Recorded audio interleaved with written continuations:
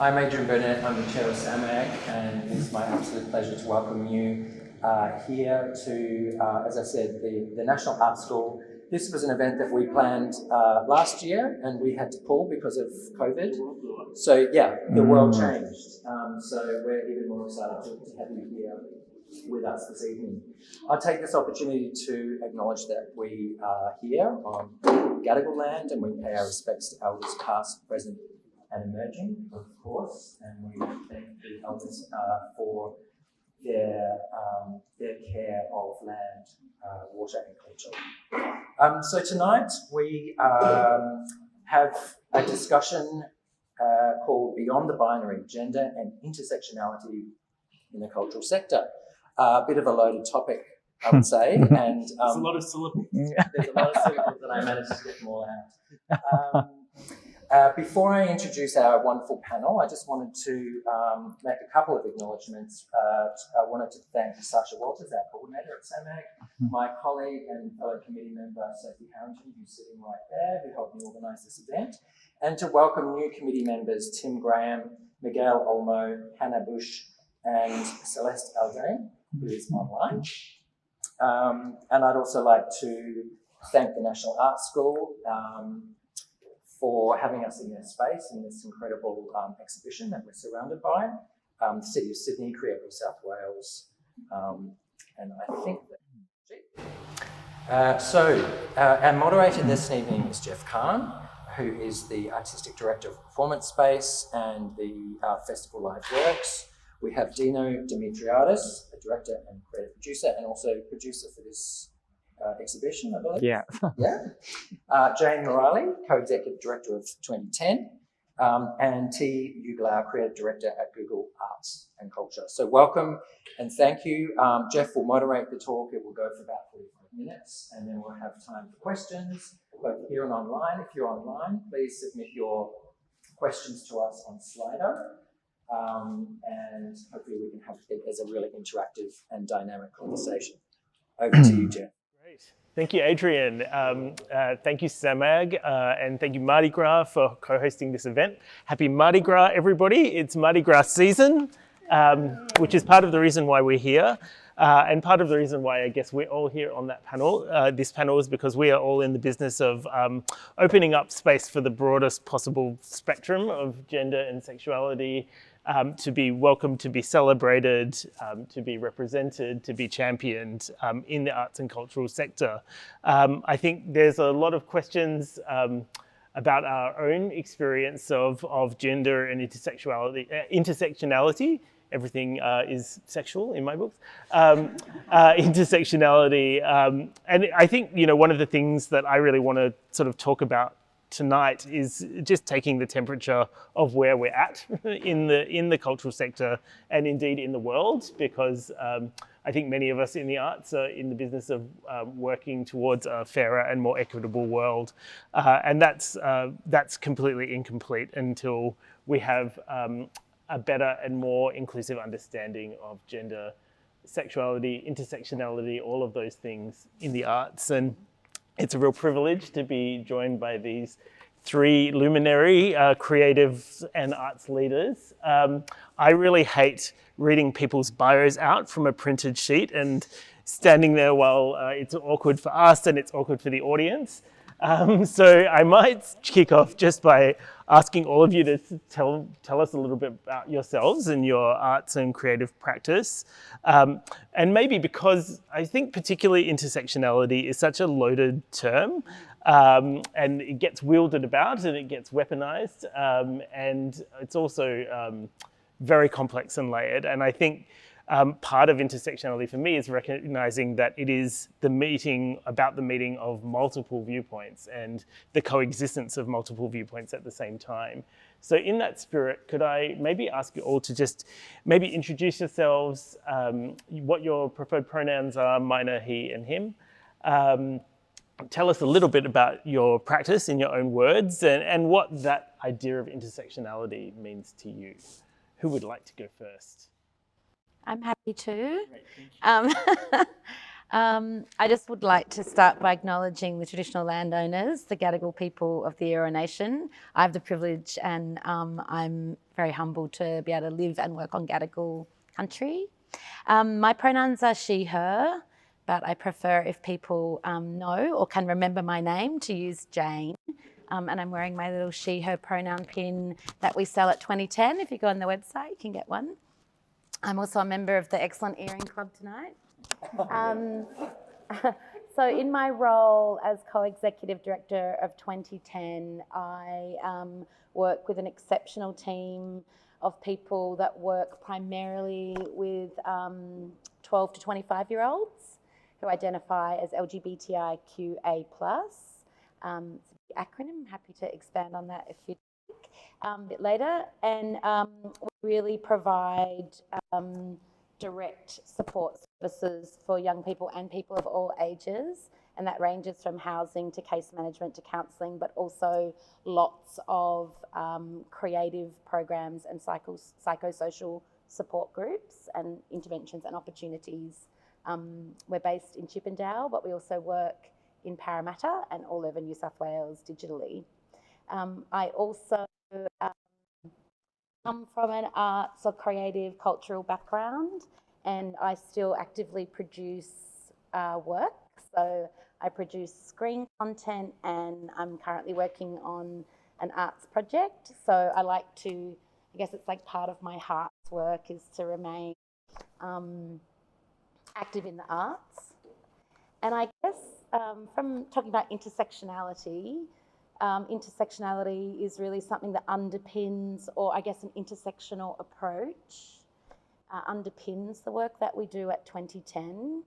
So we understand that we work with people that are experiencing intersections of gender, sex, sexuality, culture, and that none of those experiences, lived experience, lived expertise, can be viewed as separate experiences, and that manifests in many ways in our work.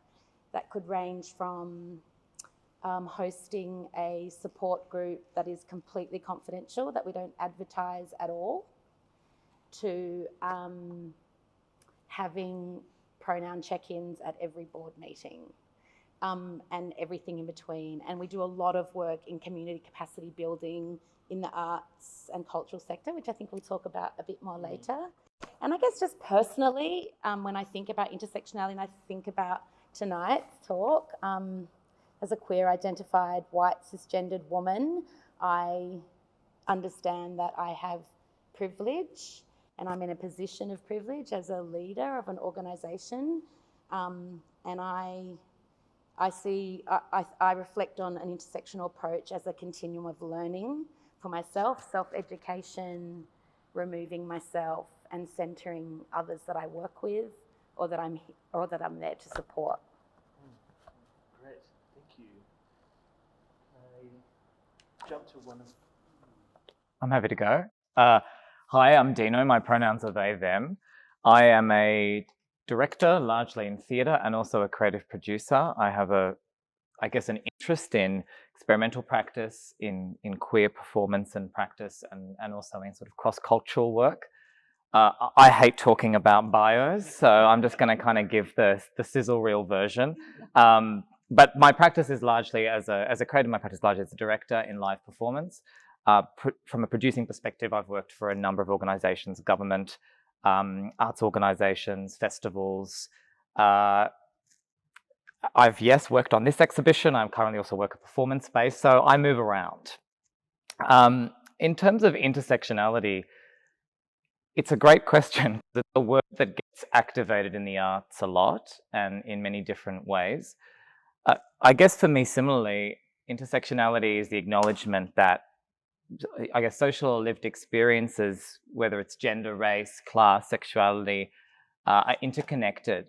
And the way I think about it and approach it, particularly in the advocacy and producing work that I do, is that interconnectedness results in different levels of discrimination and barrier for people because of that interconnectedness. We can't talk about gender in a vacuum. You cannot really talk about gender without talking about class or race, or and so that's for me where intersectionality becomes, I guess, activated in the arts in many ways. And similarly, I also I constantly acknowledge my relative privilege. I'm a trans non-binary person. I'm an immigrant. But my experience is very different, for example, to a trans woman of color having this conversation. And so I'm always aware of my relative privileges when it comes to any of these conversations. And I think that's something we all need to enter into up front with, these sorts of conversations. So, yeah. It kind of reminds me of the Martin Luther King quote, which I feel like is still so current, that no one is free until we're all free. That kind of speaks to the heart for me of something about what intersectionality is in terms of, how we acknowledge our privilege, how we acknowledge the positions of others who come from different positions, and how we lift each other up in that process. Does any of that resonate with you too? I was thinking and trying not to interrupt Dino, but I was like, yes, and you can't talk about anything without talking about gender. So ultimately you have to talk about all the things every time. Unless we can get to a point where we understand what those things are. In other words, we get to a place where those things can be assumed, and everyone's starting point can be assumed, which is what we would describe as intersubjective knowledge. Things like money, or morals, or whether it's okay to have a party on the steps of St. Mary's Church.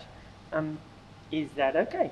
And actually everyone has different everyone comes from different places and has different morals and different standards and different norms, and it's at the intersection of those that you realise that majorities will show a certain lack of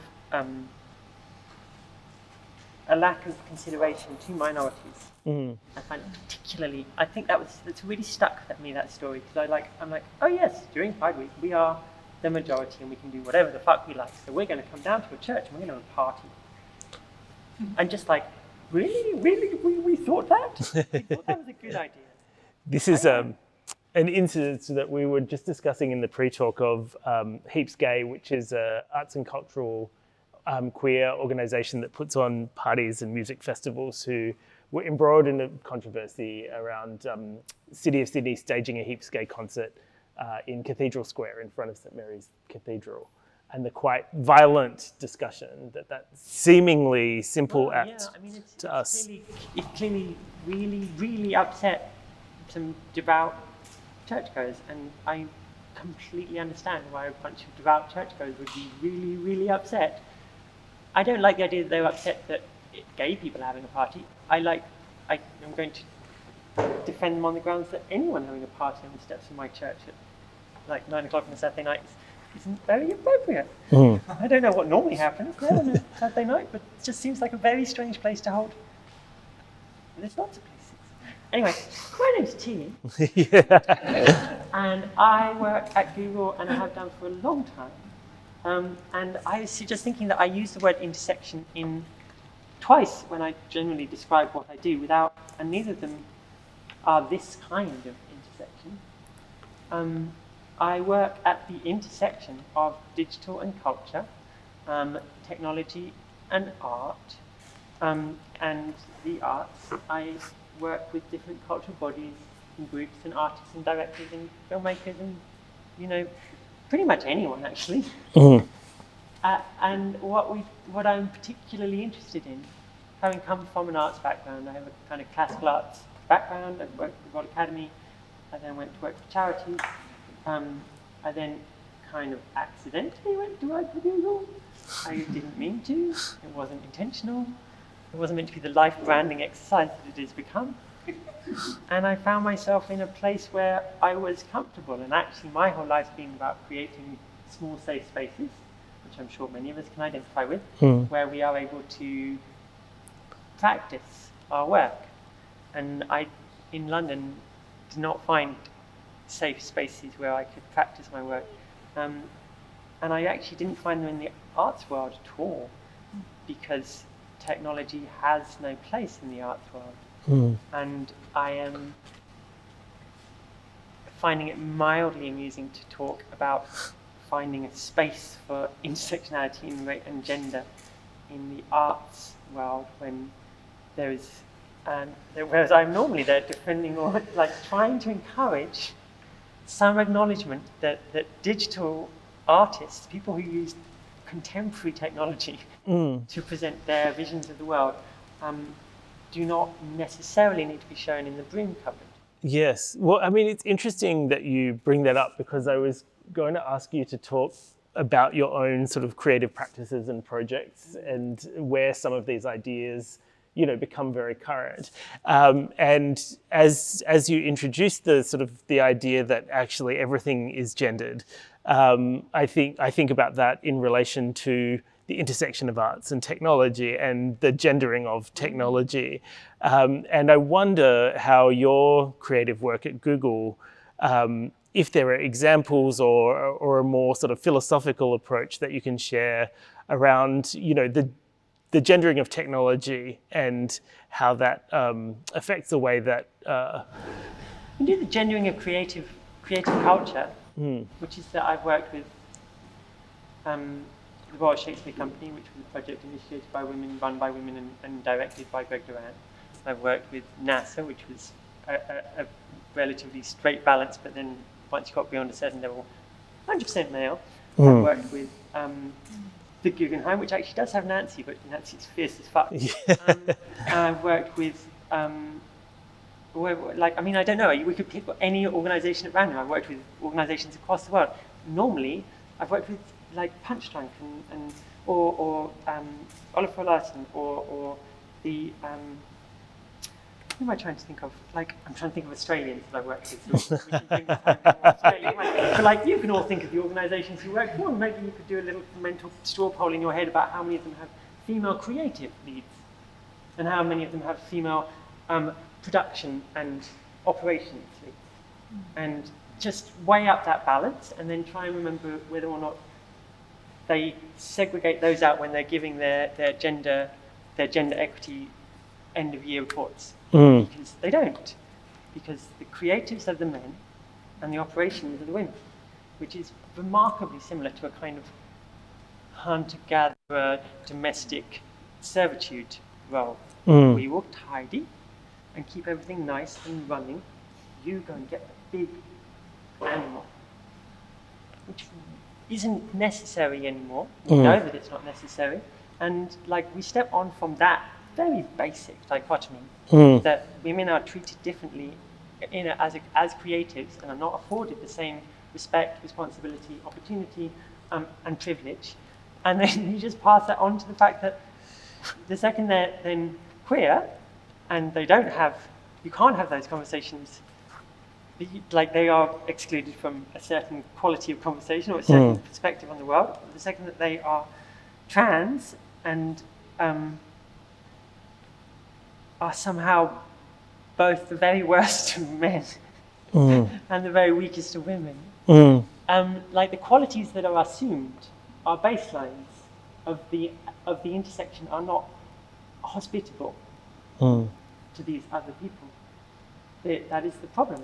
It is not so much that, like, as I'm sure everyone knows, as individuals they're lovely, but as a generality, and which is what we always end up talking about. Like when we talk about discrimination doesn't happen by law anymore.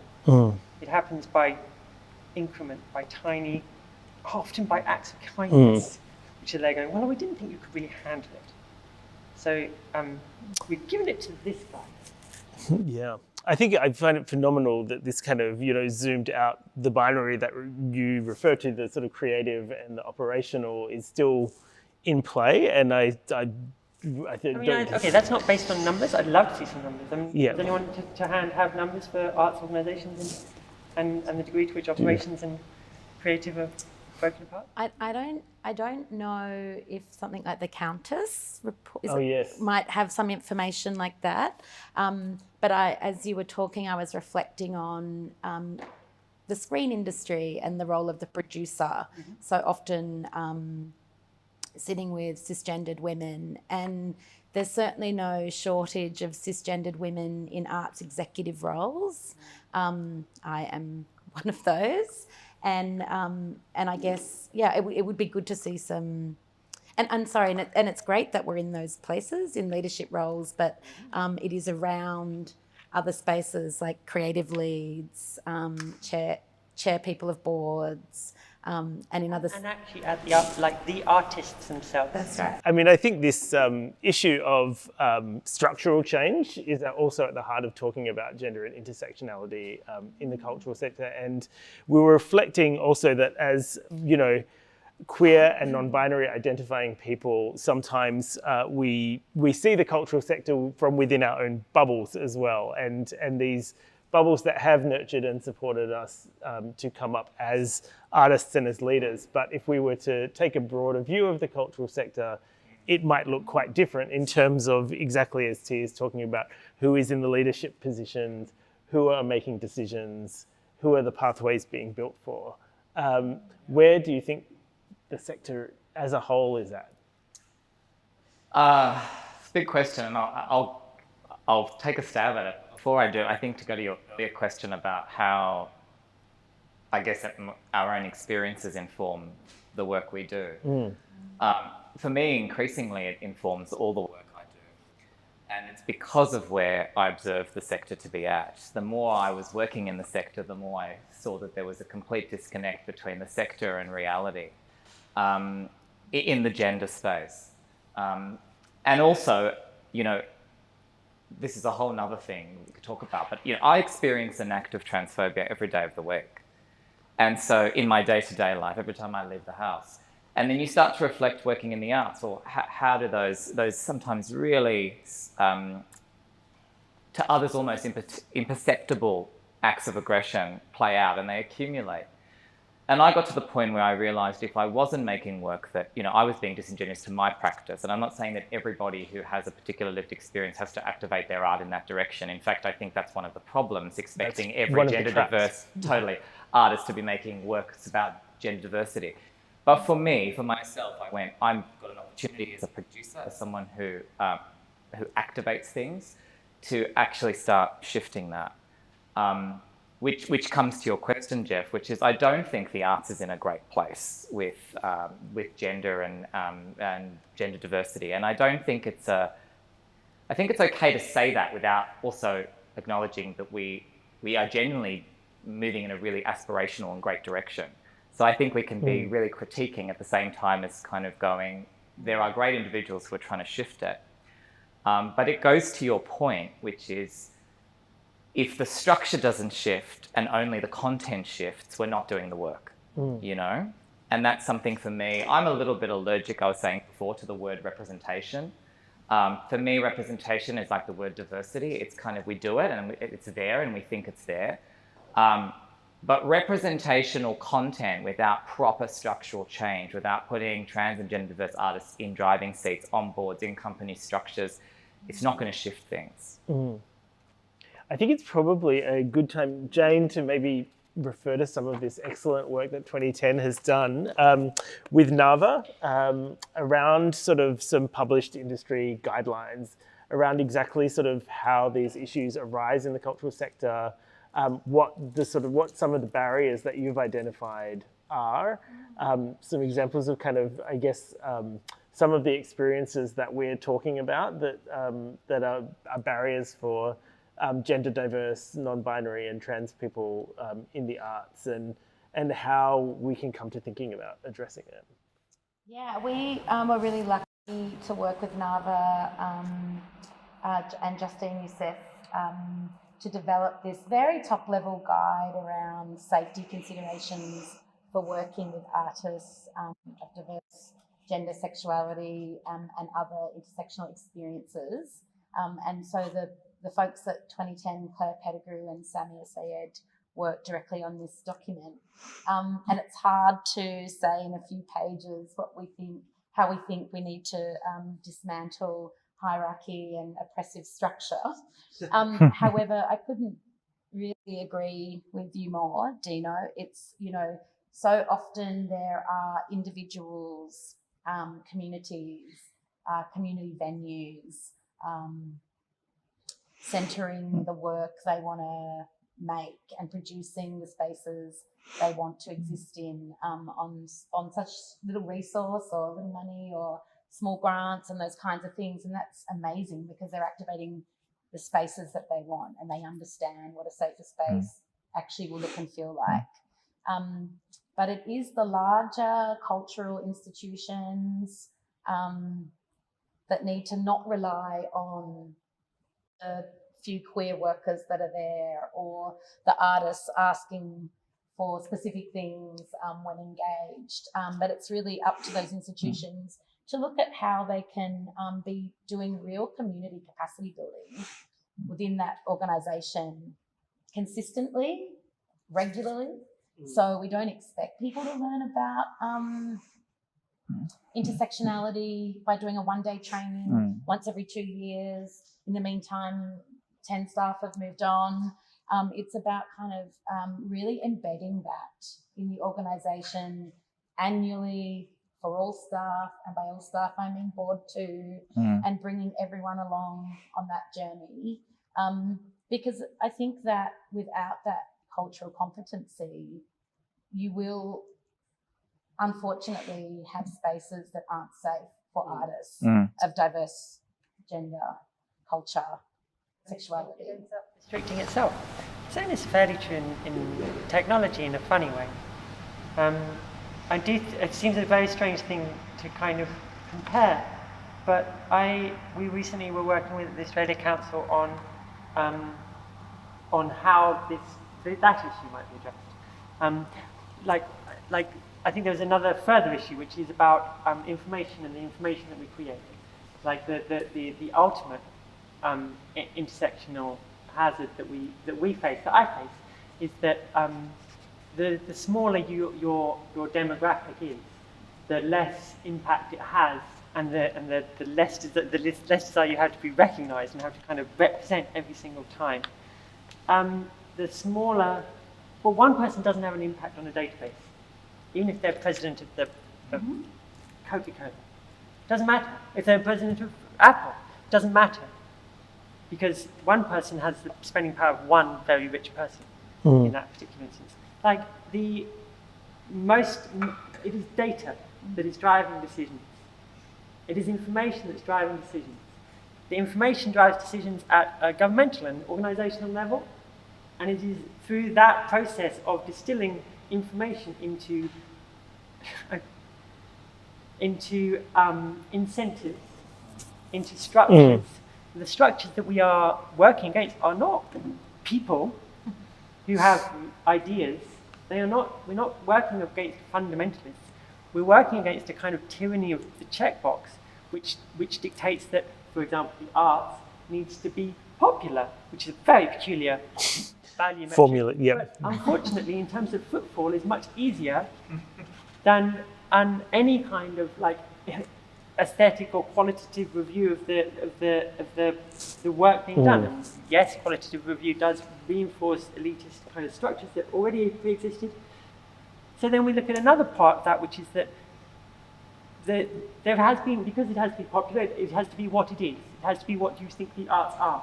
This is an absolutely concrete conundrum that I struggle with enormously. I've literally had conversations with, in the Tate, in a little ivory tower, with them saying, well, our job is not to decide what art is, our job is to defend. We're more a bastion.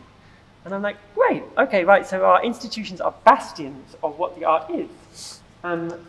And I think that this exists at like those companies that you talk about are bastion-like. And because they are bastion-like and poor as church mice, they are reliant on conservative organisations to give them, governments, to give them money. So we end up being ruled by a tyranny of the checkbox, far more than an ideological problem. It's not like we can go out and change this. We really can't. Like when we want technology to be implemented and we say, and we try and address that, they say, well, we must train all of these people because they don't know how to use Facebook.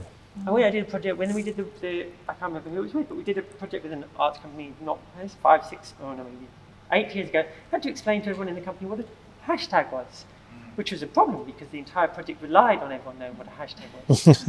And yes, we can do that now, and now it is less of an interesting project. That's where we are working. If you want to be at the intersection of technology or culture, you want to be working with the very best people in both of those areas, and they do not speak their same language.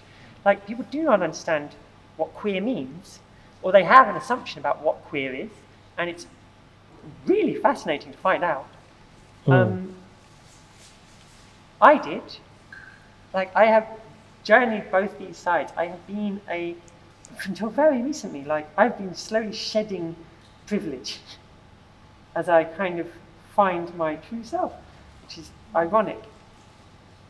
And you move from being a cisgendered, white, like, married, straight father of 2 very lovely little boys, to something that you have been raised in complete ignorance of, and also, by the way, autistic, and partly because of the way in which we have moved through this process, really suffer from really inconvenient mental health challenges that have come because we won't talk about, because people had assumptions about, and they protected me by not telling me. A little like Mr. Latham's current plan. I do think it's very frustrating. It's very frustrating. I personally, with regard to the arts organisations and technology, was lobbying very hard that you should just hire people who can do the thing, because there's lots of younger people outside your doors who can do this and who aren't getting jobs in art galleries and theatres. And well, actually, theatres are very good at this, but they again don't hire the person that's technologically literate rather than theatrically literate, because they want the person that understands them more than the person that understands the audience. Like, I just did a pitch for a huge thing in a major European country in which there was no discussion of the digital framework for this year-long project, despite the fact that there is not a single touch point that a human, all of us, would have with the world that doesn't involve our phone. It just isn't anymore. It's not a thing. And so you're still getting things like website.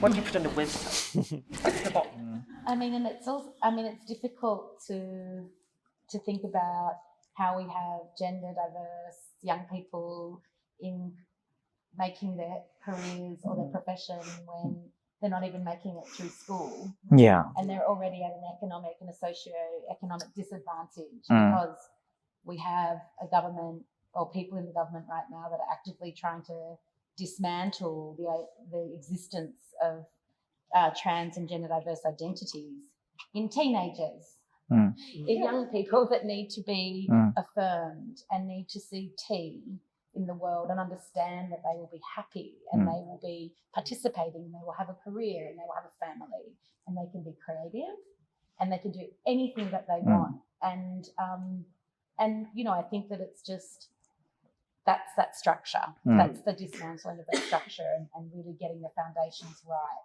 And we do a lot of data advocacy at 2010, and we advocated for LGBTIQA+ inclusion on the national database for homelessness, because it wasn't being tracked.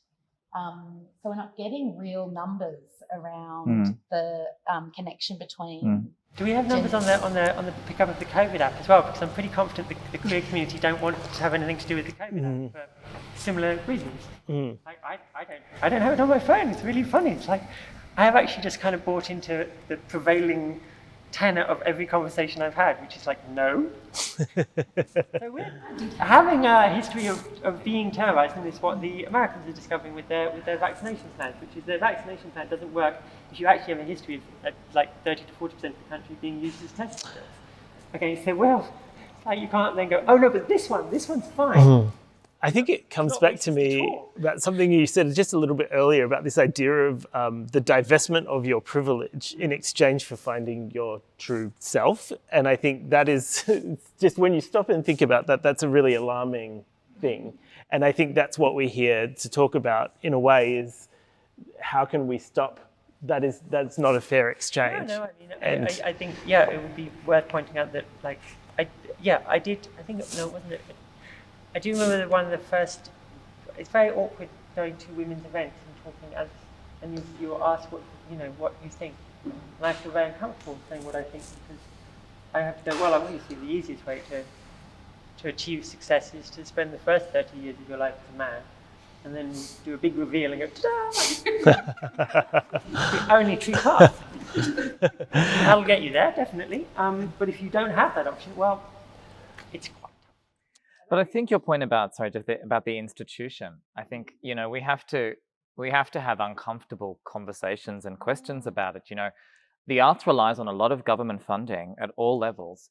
People who fund the arts and who we rely on would not feel comfortable with gender-neutral bathrooms in some of our venues. These are some of the contradictions we actually need to own and come to terms with, and in terms of looking at those structures as an artist, I mean, I've worked for a lot of different theatres and theatre organisations, and I'm just picking one part of the sector, who have very generously engaged me on issues of gender and queer work and those sorts of things. And this is what I mean when you experience so many daily microaggressions that add up, it can be a little thing that can be such a barrier to a trans or gender diverse person. There's these venues that I've worked for where there's not even a gender neutral bathroom, where the ticketing system is not actually trans friendly, where the one trans artist in the room is also not just having to make work, but also be the teacher, the educator on trans and gender diversity. There's so many things that can add up structurally and institutionally that actually make the arts a barrier despite the intention for a lot of people in those spaces. And and I've heard anecdotally the same can operate in gallery spaces in the music world. That we really have to have a hard look at the institutions that we're actually trying to shift and acknowledge that a lot of our big artistic institutions are characterized by a historical trans erasure, and that's over a long period of time. And it's not about necessarily that the individuals want to actively exclude gender in a certain way, but that the systems have become normalized in that way. And that's the kind of really difficult task that you're alluding to, or not alluding to, that you're saying of dismantling those structures. But I think this is also where there's been some work done recently, and Jane, the Safety Considerations Guide that 2010 co-authored with GLCS and NAVA is one. I also have just happen to have here the Clear Expectations Guidelines, which is another really excellent resource that Spence Messai and Archie Barry co-authored last year, again commissioned by NAVA, the National Association for the Visual Arts.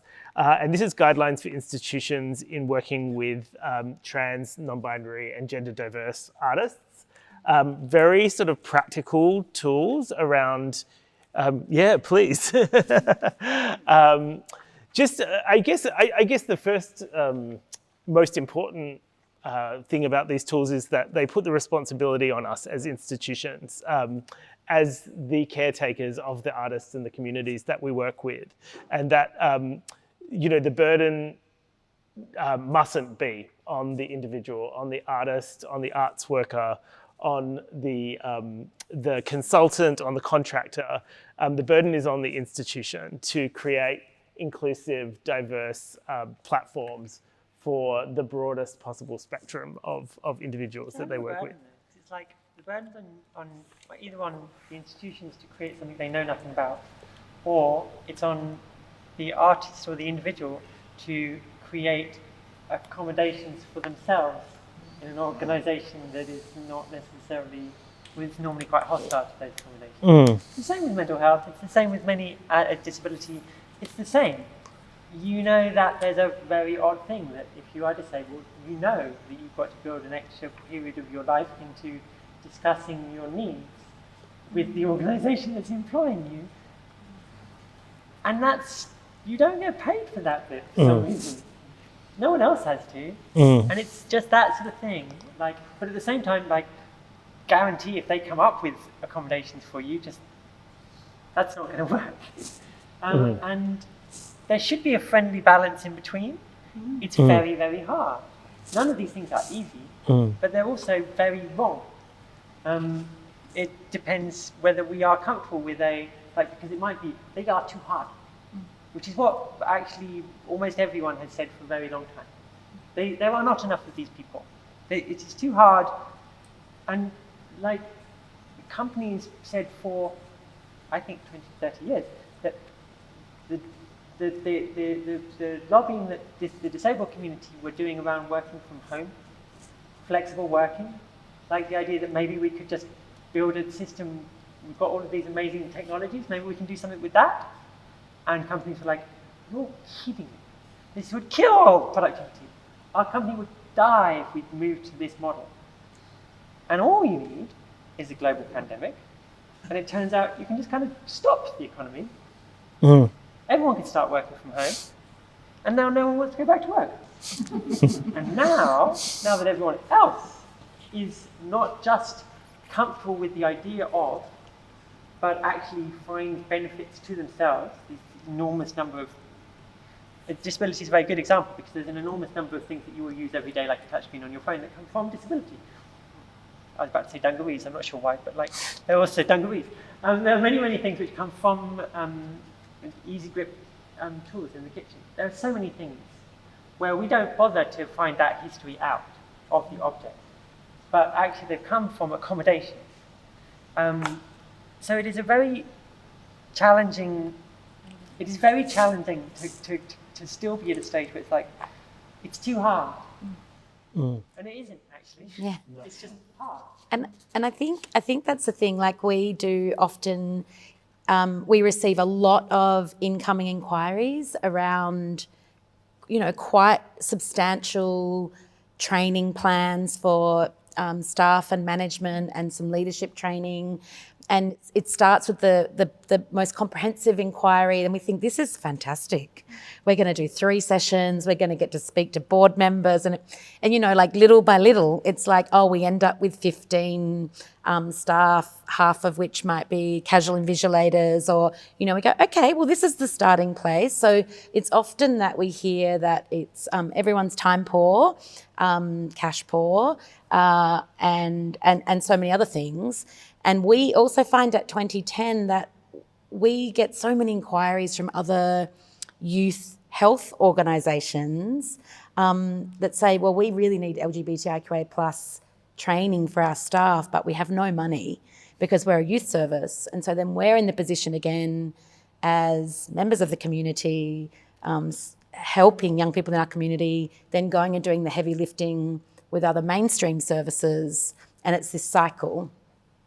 And in actual fact, what it needs to come down to is that the centering of making spaces, work and opportunities accessible to everybody and eliminating discrimination is it has to be the priority. And I think that as someone who loves a budget and loves a spreadsheet, as I do, you have to make money. You have to put aside money for this. We're not a cash flush organisation, but we were just discussing allocating some budget to our decolonisation working group, and it's like, what can we allocate to that group that's actually going to be meaningful in terms of like really extending the learning, and then looking at how we really decolonise our practice by bringing people in that are experts to assist us in doing that, because we are far from the experts in that lived experience, and that's, we need to pay people properly to come in and do that for us.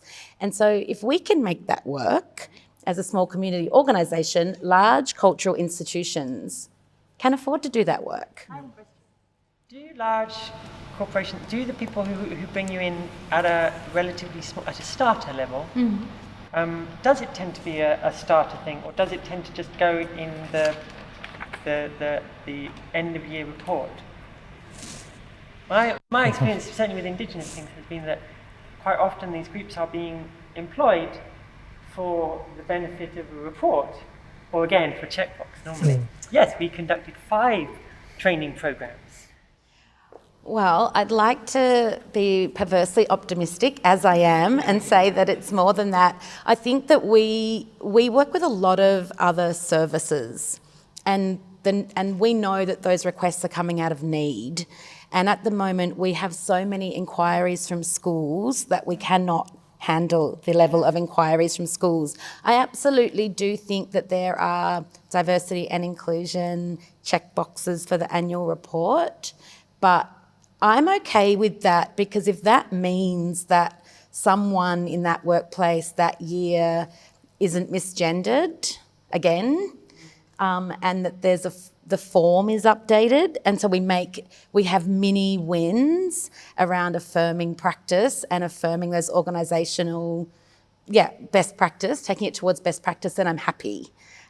If you know what I mean. Yeah, I'm intrigued as to whether the arts community feel like they are ahead or behind the curve on this.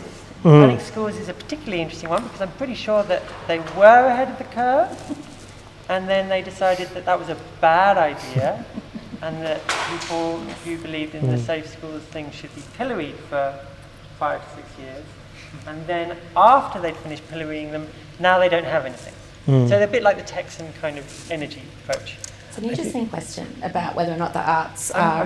I think it's a great question. Maybe it's a good time to put out to our arts community here for questions and answers. Yes. Does anybody have any questions for the panel, or a response to anything that's been said? Because a lot of it's been very wide-ranging, and I think that was what I was trying to allude to. Is like that. I hope that this is not non-specific enough. Like the reason it is not specific to the arts community is because it is not an art-specific problem. But as it is a general problem, it is very useful for some self-reflection on where really, like, you feel that there are. I mean, then there are strengths. The arts community is like my home. You're my people. I have grown up on that side of this thing, and that's where I am happiest. But I've also been bashing it with a brick for the last 20 years. So I think it's a fair question, and I actually never stopped and thought about the arts community and gender and queer intersection until this event. I was like, I guess. Like, Does anyone have questions from the floor? I can run the microphone around. I mean, I might start with one. I'm interested to know too from you what you experience in terms of working in the corporate sector. Like you talked about where the arts are. I like that optimistic approach that we're making some strides towards it, but we've got a long way to go. So I guess two questions. One would be around how you find working in that corporate. That's an intersection in itself, I guess. And the one to the panel would be around what we need to do to shift it. So what can we do to really push it along? I think that actually in some ways the corporate sector is in terms of the training and the lip service quality of things, they're doing very well. And they pay a great deal of lip service to diversity, inclusion and equity, which is a new notion that not only should there be inclusion, but that we should have a part of it. We should actually benefit from the fact that we are included, along with being included in the first place. It's wild. I find that my personal experience and my observed experience of those around me does not match up to the words that are said. The words that are said never seem to match up to the experiences I observe. Maybe that's a better way of putting it.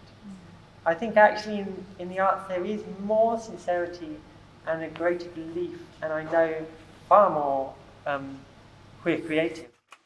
If we go back to that thing about them all being male, they're also all gay. I mean, let's no assumptions.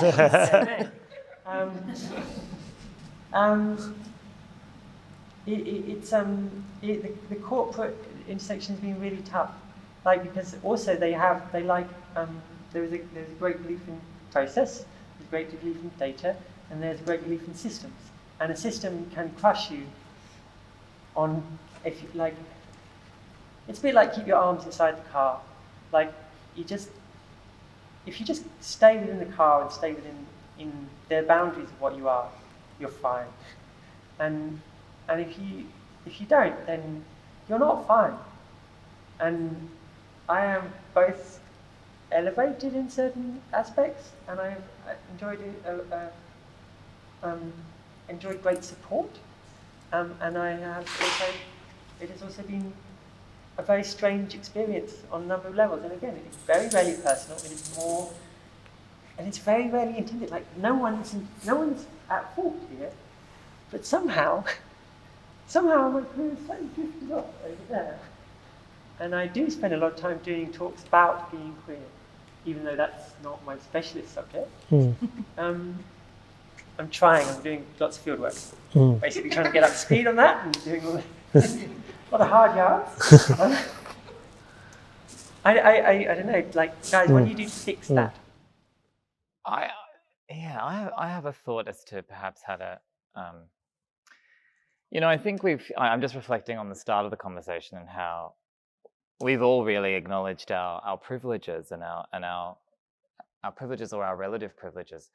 But also making art is a privilege. That's one of the privileges. And I think about a lot of my trans and gender diverse friends, for example, they can't even get hired to do any work. They can't pay their rent, some of them, There's so many people, particularly trans people of color, who can't even get a job anywhere, in an office, in any kind of setting.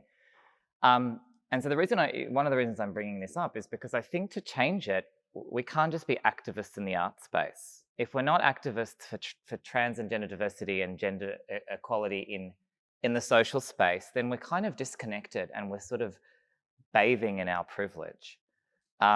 Because, it almost feels like one of the deepest and most insincere contradictions to kind of go, I'm going to make a trans work if people can't even pay to, you know what I mean?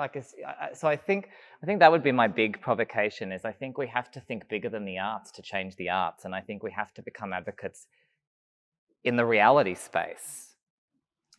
Yeah, I so agree with that. That's such a great point. And I think that when I think about that, I think we also just need to consider who does that work, because I think it's safer for some people to do that work than others. And, in the guide, there's a reference to, doing the work as an individual, interpersonally, which is exactly what you're talking about, and then institutionally. But I do think sometimes that interpersonal advocacy can be dangerous for people for various reasons. I'm not even going to single them out. I think everyone knows what I'm talking about. So yes, I agree. I think we need to be agitating and activists in all the spaces, in the reality spaces as well as the spaces that we're more comfortable in. But then we did touch on, and we thought, it's such a big subject, we won't talk about it, which is allies, or folks outside of LGBTIQ+ communities that we're surrounded by. And I always reflect on when we're doing training, is like, the job of a great ally can actually be to do that heavy lifting and to do that activism or that advocacy safely in the privilege that they have. And so, I think when we're doing education and sharing information with people who are genuinely interested in learning how to embed that in their practice, in their workplace, and in their life, we do often charge them with that, the next time someone says guy to you 7 times when you're getting a coffee, it's okay to say, actually, my coffee, my coffee's not gendered, my hamburger's not gendered, I'm not gendered, can you just use language like folks or humans, or and sitting at a table with 4 trans women and have the server say guys 7 times. It's like, there's moments where, I waited till I went up to the counter to do that. So yeah, taking those opportunities, finding those opportunities to do, micro work and then macro work as well, I guess. Zoom. And it is again that thing of things not being intentional. That server a server that's used, guys. Just, it's hard. It's hard. Sorry, Ginny decided that I was struggling. So it's come to save me. And she was being dragged off across the floor that way. So we just still got, okay, fine. Wonderful. It is her job.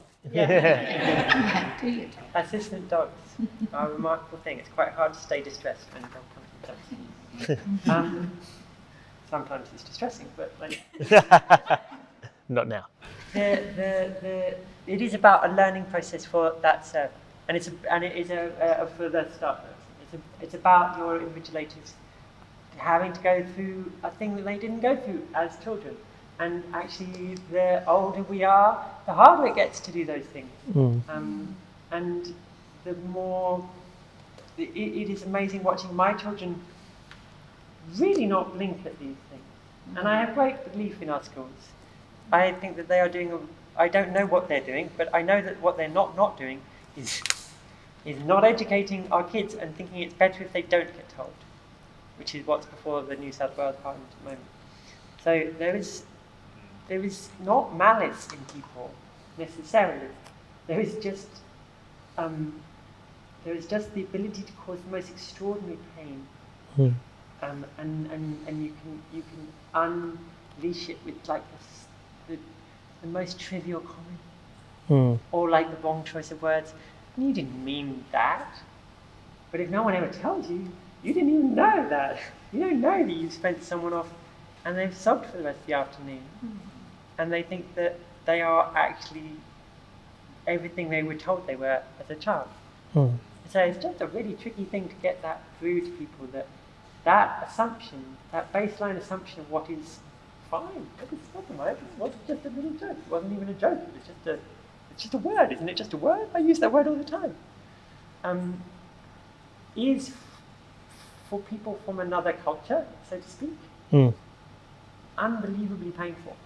Frankly, personally, my community are busy reappropriating tranny because they didn't grow up with that word being the level of slur that I grew.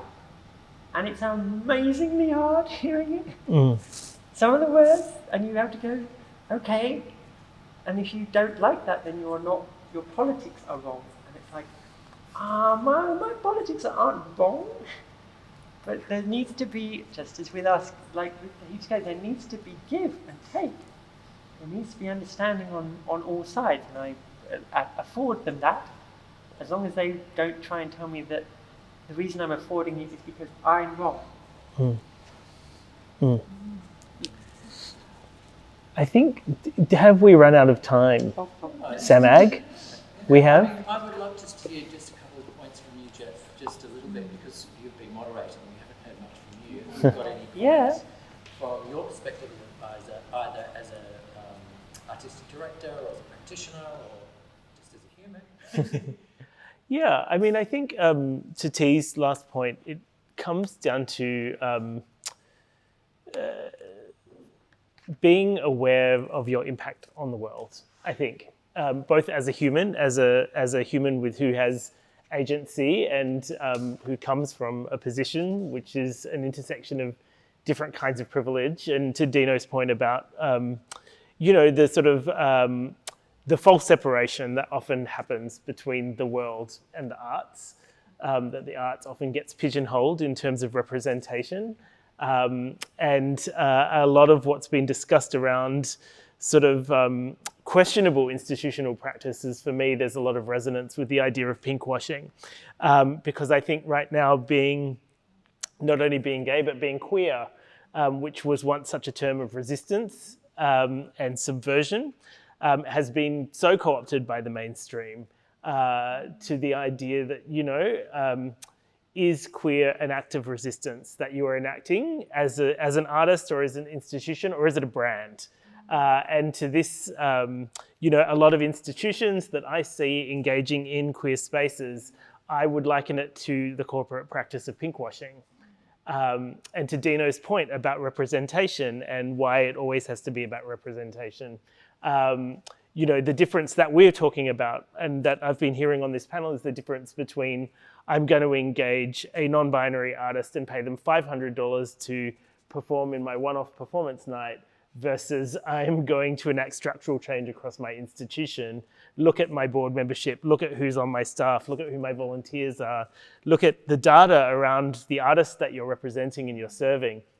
And I think that's where we can benefit from an intersectional analysis, because it's about seeing a full spectrum of difference and not just shining a momentary spotlight on a particular kind of artist or practice. I have actually, to that specific point, I have thought of a metric that does work, and it works because it's the wrong way round. So if you would like to know how you're doing, one very good thing you can do is go and survey that community and simply ask if you are considered a safe place to work. Because something that I see, I am asked more than almost any other question is, what agencies or companies or where is safe? Seems a funny thing to say amongst but that is the question that I get asked, and I think that if you surveyed your lot, you get some quite clear answers about where is safe. And that also raises questions for me about issues of care. And that term hasn't come up much, but we've all touched on it in different ways. I think as institutions, we have a duty of care to the communities and to the individuals that we serve, and remembering that we're here because we are of service. And so I think one of the ways that I think about it with both my personal work as a curator, but my role as the artistic director and the CEO of Performance Space is what are the infrastructures of care that we have? What are the infrastructures of care that our artists and our arts workers and our curators need in order to not have to negotiate these barriers before they can even come to making or presenting their work? What kinds of infrastructures of care can we build and evolve over time? Because these conversations are also not static. These what the needs of generations and communities today will change. So how can we keep listening and keep opening up these uncomfortable conversations, as you flagged, Dino? And that is, that's an act of everyday activism that we can engage in as arts leaders. And I also feel optimistic about that, about if we can step into those spaces of discomfort with our goodwill and with our duty of care to each other as human beings, first and foremost, then we will make progress. It also strikes me as both wonderful and absurd that these resources, these guidelines that are very practical tools for institutions who are engaging with these communities and the worlds of queer performance, the worlds of trans and non-binary and gender diverse artists were published last year in 2020. Which I think speaks to a certain where we're at in that conversation. So I think it's both wonderful that we can refer to them, and it's kind of sad that they've only just happened. So I feel like even performance, even all of the institutions that we work for have work to do. Jane has been talking about the work of decolonization in 2010. So I think starting to acknowledge that no matter how progressive we are or we think we are, that we're not coming from a perfect position and that we all have work to do is probably a good starting point for this conversation. Jeff, can I just also say that, these conversations can also be very triggering to people. And I don't know who's watching online or who's going to see this, but it's okay to not be okay and be triggered, and just know that there are support services that you can phone because these sorts of conversations can really unearth, and sometimes at the most surprising of times for any of us, some very triggering things. So please reach out. Yeah, actually, 2010 is the New South Wales state partner for a free service called Q Life. It's a phone and web-based peer support service that operates from 3 p.m. till midnight every day nationally. So if you don't have someone that you can check in with or debrief with, there are peer supporters on the line, if that's helpful. It's a really great reminder. Thank you.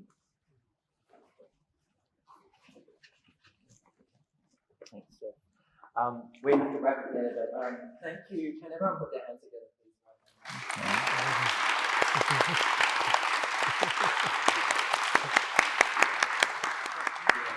Dino, Jane, T, Jeff, thank you so much. That was a really fantastic conversation.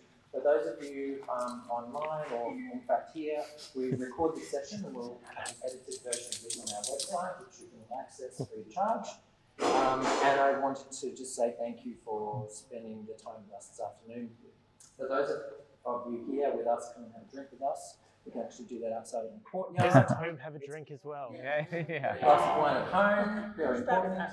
Yes, hopefully. So yeah, we're really privileged to have such a fantastic range of speakers to start off our year of events. And also thank you for your patience with our technical issues and our really late start. But I think we're okay. Thanks, everyone. And can I just say a quick thank you to SAMAG?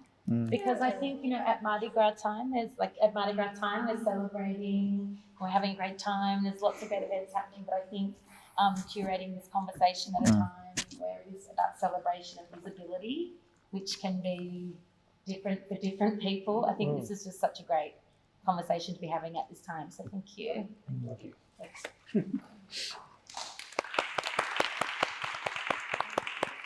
Thank you.